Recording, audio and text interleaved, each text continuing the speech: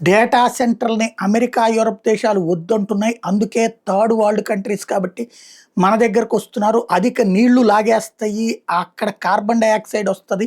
ఇట్లాంటియన్నీ చెప్పినా అధికార విపక్షాలు ఇద్దరు కూడా ఇక్కడ డేటా సెంటర్‌ని ఎందుకు సమర్థిస్తున్నారు? గూగుల్ లాంటోడొస్తే దానికి అనుబంధంగా మరికొంతమందొస్తే మనకి విశాఖ బాగుపడితే ఆ పైన ఆంధ్ర బాగుపడుతుందన్నటువంటి ఉద్దేశంతో ఎవరు అబ్జెక్ట్ చేయట్లేదు.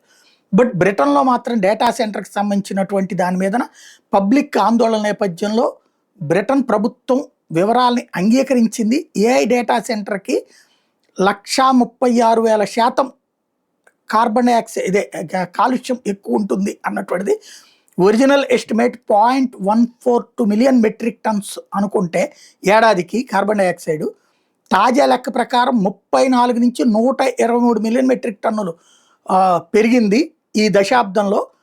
ఓవరాల్గా కార్బన్ ఎమిషన్స్ 2.7 మిలియన్ ప్రజలు ఎంతైతే కార్బన్ డైఆక్సైడ్ వదులుతారో అంత ఇక్కడ వస్తోంది అన్నటువంటి విషయాన్ని తాజాగా ఎన్విరో లింక్లో ఫోకస్ చేశారు. అఫీషియల్గా అధికారికంగా బ్రిటన్ ప్రభుత్వం అంగీకరించింది.